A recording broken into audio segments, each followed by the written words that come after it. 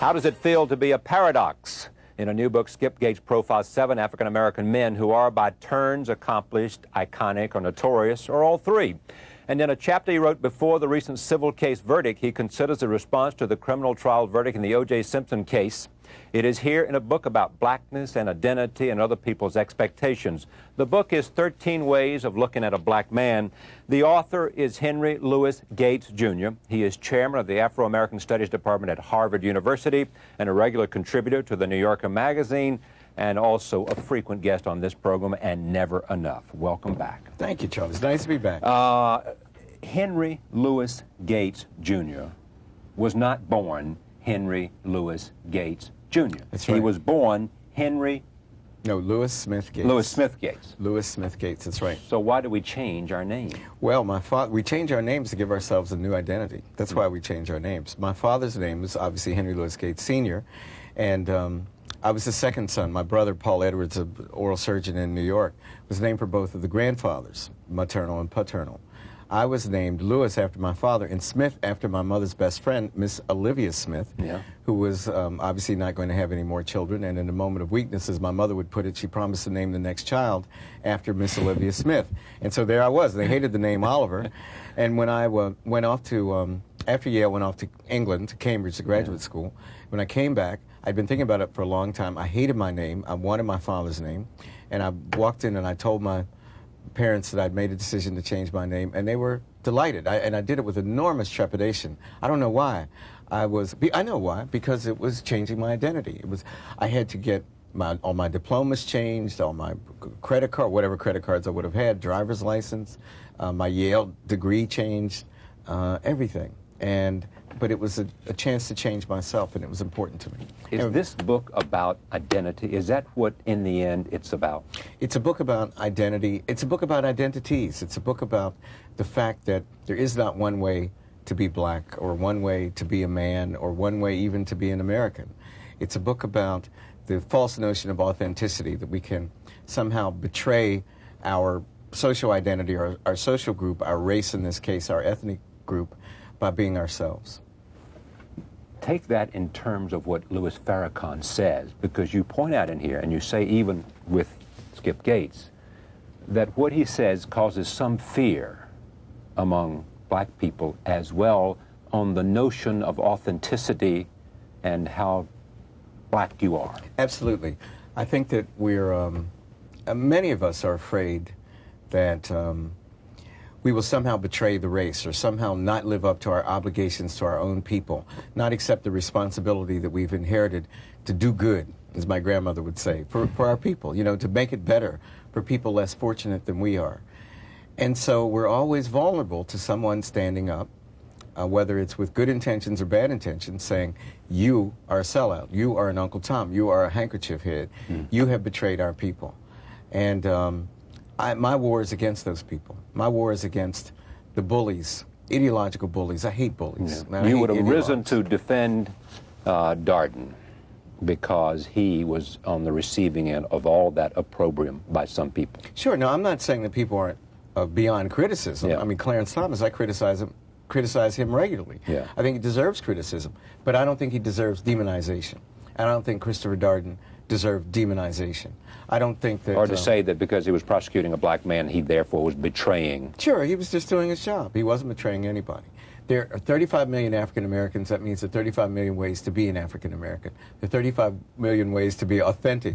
And the ultimate authenticity is to yourself, not to a list of ideals that someone else has invented for whatever political purpose they've invented them.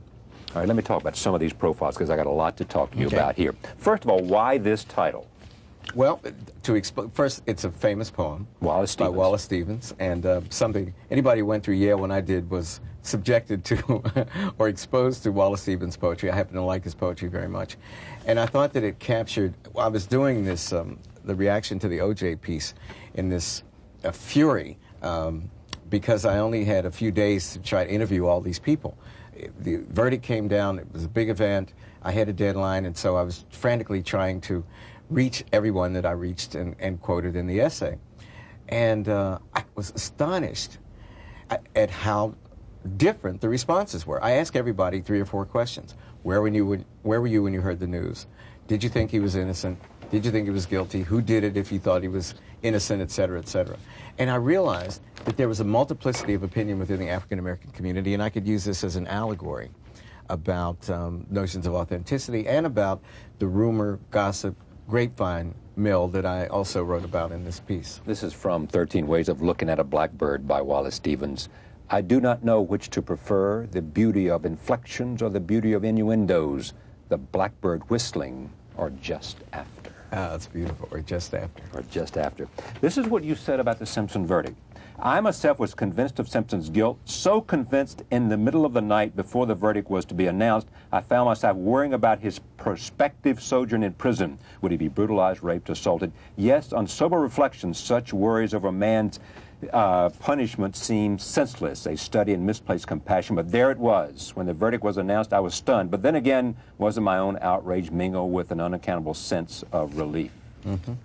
Convinced he's guilty. Convinced he was guilty? Why are so Still many, convinced he's guilty. Why are so many, I'm asking just why, African Americans not convinced of that? Not that he is, but not the overwhelming number seem to believe contrary to you.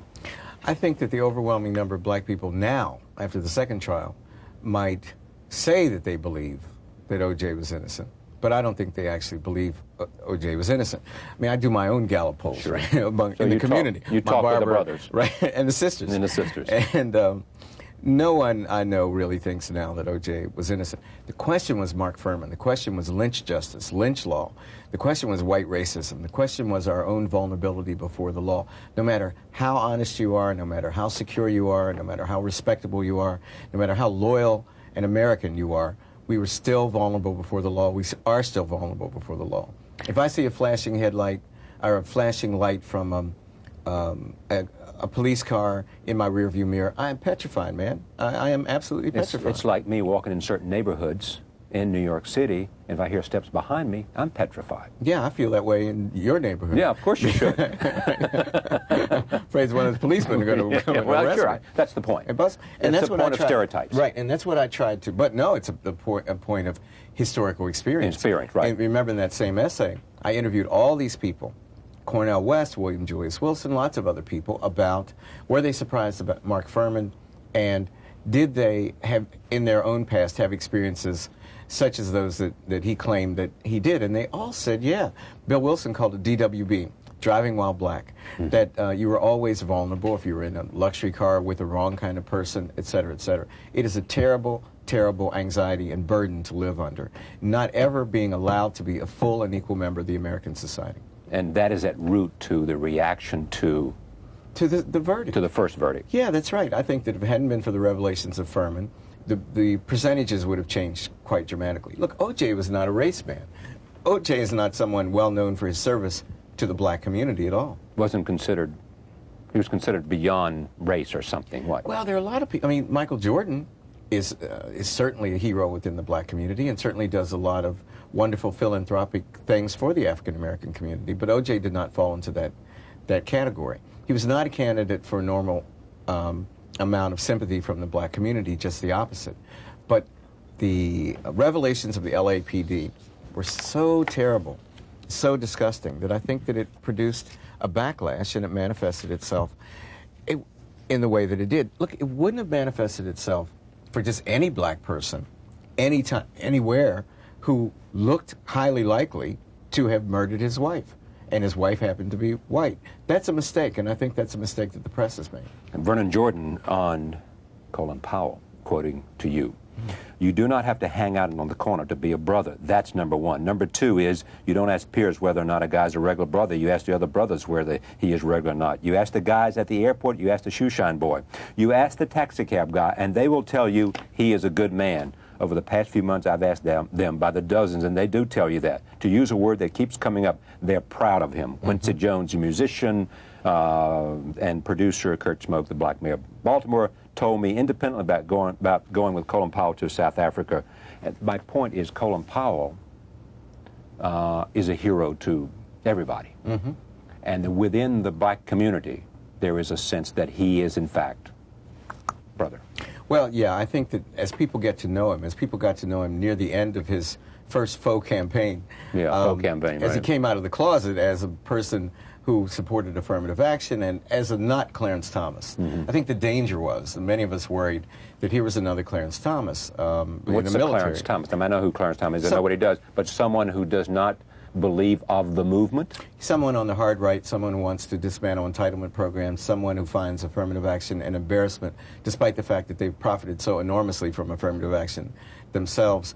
Someone who is trying to reverse a century of agitation for civil rights through the courts, and particularly the Supreme Court, through liberal interpretations of the law, of the Constitution. That kind of person. Why can't there be a big tent and support someone like that, even though he has a different view about what is the solution to America's problems? Oh, it can be. In fact, if I'm of two minds by this. There are two realms that we have to talk about. If I'm putting together, let's say, a department at an Ivy League school, I could care less about someone's ideology. I want them to be smart.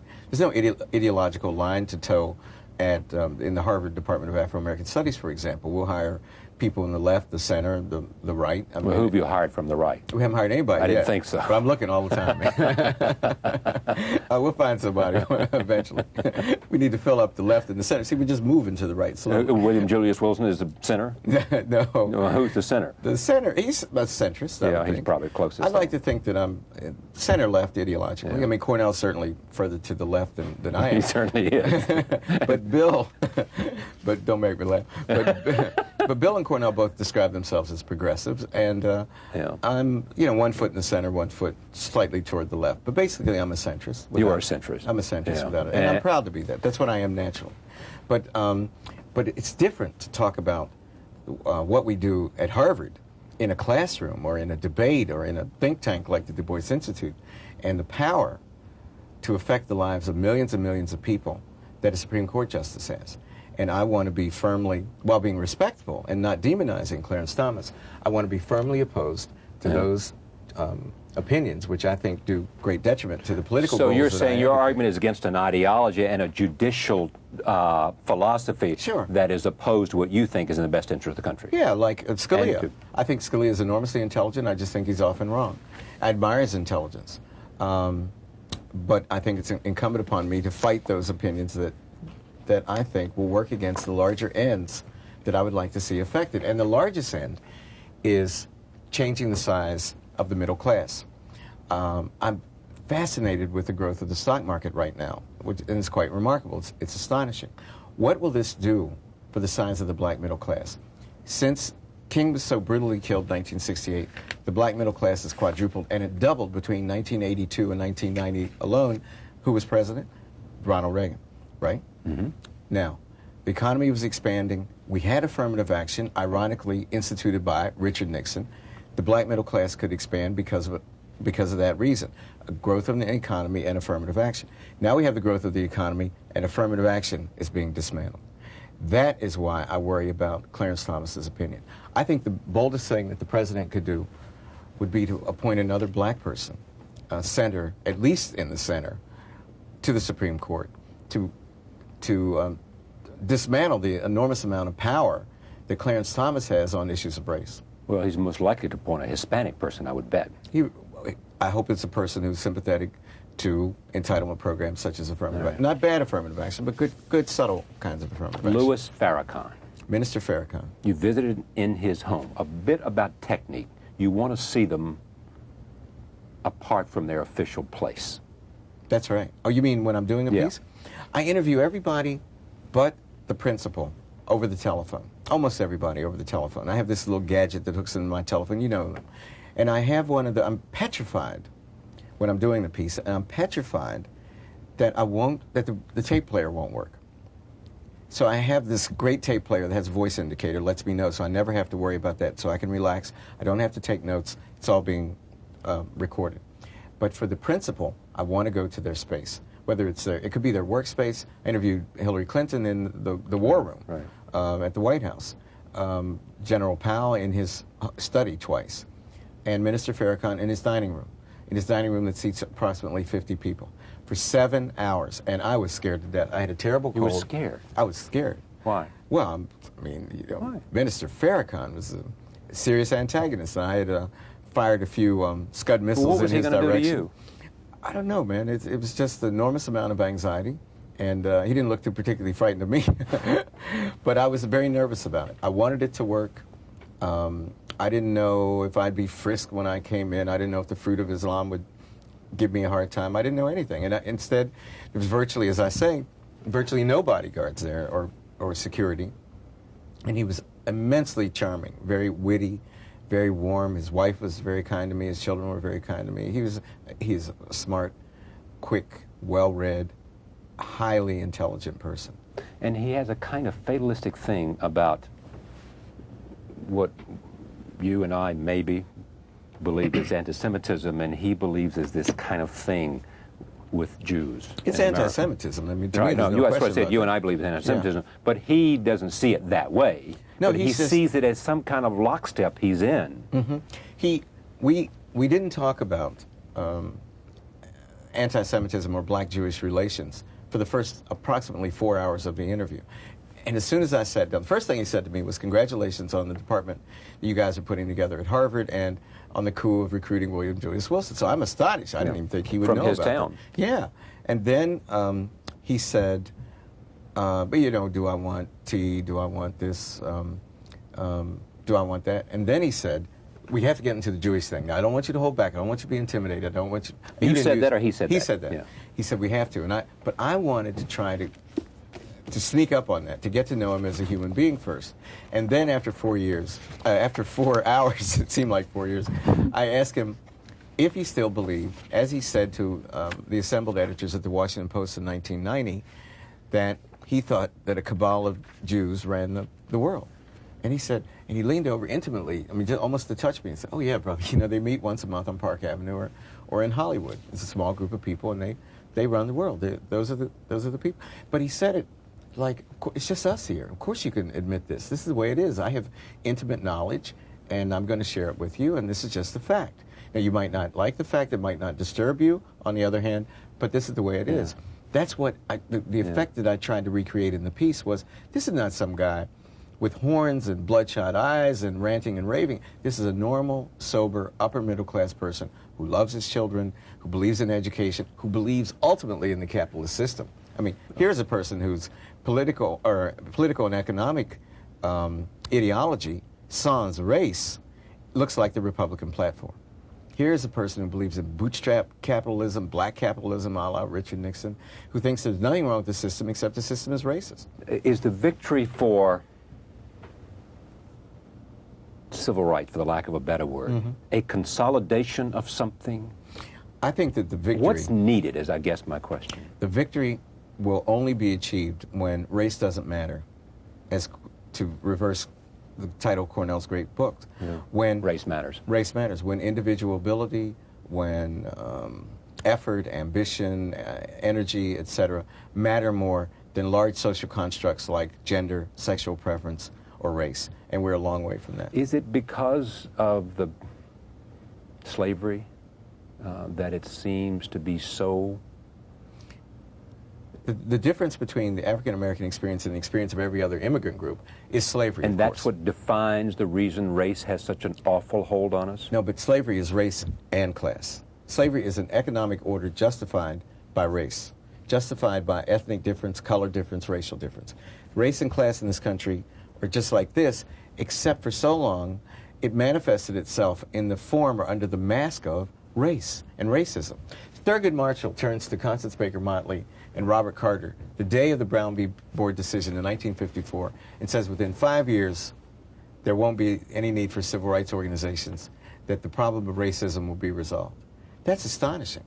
And it's That he believed, and he was so optimistic. This was 1954. That's right. He believed that once we got rid of legal or de jure segregation, that all blacks would go plunging headlong into the middle class. I mean, we'd still have some kind of class stratification, but that racism would disappear and the black people essentially would move over into the mainstream. But do you think then that 75% of the battle is economic and class? Absolutely. Getting a piece of the pie. Sure, but you Get see, a piece of the pie, and more people see that, the more those racial barriers will...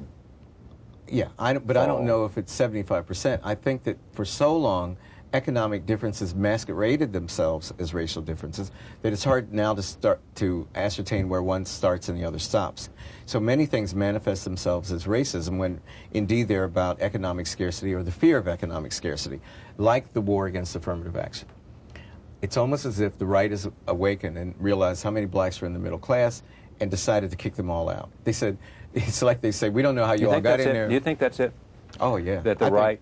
It was easy to be generous about affirmative action in the late 60s when we had an expanding economy and limitless possibilities. Nobody believes in limitless possibilities anymore, not even with the stock market reaching 7,000. And so to believe that affirmative action has done the best that it can, but it's time to turn to some other alternatives in terms of getting away with racism and creating more opportunity.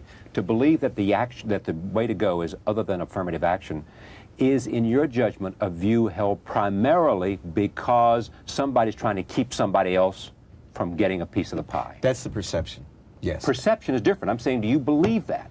Or do you believe that's what other people think? No, I believe that's what other people think, if I'm following your question. Okay. Right. No, my question was, do you, Skip Gates, believe that the reason people are opposed to affirmative action is because they don't want to see black people get a piece of the economic pie in America? They don't want to see many more black people get a piece of the economic pie, absolutely. Because they're fearful of them? No, because they're afraid there's not enough pie. So if we give if we provide an opportunity for African Americans to gain a piece of the pie, it's coming out of my mouth. That's right, and I'm going to be hungry and my children. That idea wasn't around in the late 60s because people thought the pie was big enough for everybody. And no one imagined how successful affirmative action would be for white women. But then why don't they fear it most on the part of those ethnic groups who are doing very well in America in terms of their assimilation or in terms of a part of the economic pie that they're picking up? It would seem to me that they would be more angry about them because they're doing better at getting a bigger share of the pie. But they're much, much smaller in numbers. I mean, there are more black Americans than Canadians. 27 million Canadians, 35 million African Americans. And plus we have this... What is it, 15% of the population? I'm not sure what... Just about 12%. 12, okay. And also we don't have this curious legacy of the dance between these two warring brothers, or brothers and sisters, the black and white Americans, whose dance of death and pain and struggle have really served to create each other. There's no black identity in America without a white identity. There's no white identity without a black identity. They're mutually constitutive. They're mutually And do you see in black America some animosity towards other minorities who may be taking jobs and opportunities for them, and their hostility is directed towards... Absolutely. Even look in Boston. So this is all an economic-based argument for you. And not all, but it's primarily economic, masquerading itself symbolically at the level of race. Look at the relationship between African Americans of Boston and Haitians, and African Americans other places in relationship to West Indians and Haitians. Enormous jealousy about Haitian economic Now, prosperity. Speaking of jealousy, are you beginning, because you write for the New Yorker magazine and you write like a dream? I'm not flattering you to tell you that. You know you do. There's nobody writes better profiles in America than you do. No, well, it's not. I know. I have my heroes. People write a lot better. Remnick, David Remnick. Well, David, I agree. He's a great guest. But I mean, I call him the Michael Jordan of journalism. I agree with that. Great. I agree. No, I stand corrected. George Steiner's book reviews. Oh, I wish I could write like that. Well, but you're up there. I don't quarrel with Remnick as the best. I'm a worker in the field. No, you're not. I mean, my point is, are people beginning to say about you at all, you know, Skip is just a little bit too good. He's a little too smooth. He's a little too... Any of that? Well, not to my face. You feel any... Now, most people have been very kind about... the fact that you have built this great department at Harvard and recruited these wonderful scholars, the fact that you write for the magazine, the fact that you publish these books, the fact that you're a popular speaker, the fact that publishers are lining up to publish your books. Well, I've had a lot of support from a lot of people and a lot of encouragement, and I try to be supportive of other efforts, and you can only do the best that you can do to make people like you. You can't make people like you. And I guess there are always, meet someone who's successful like Vernon Jordan or Toni Morrison or Cornel West or Carl Lewis. I'm sure that they encounter some sort of resistance from some quarters, but generally, I try not to mess with people. I try not to hurt anybody. I don't even write bad tender letters for people, man. I just won't write. But in general, the danger in my position is that as an academic, will my journalistic activity be perceived as being unprofessional?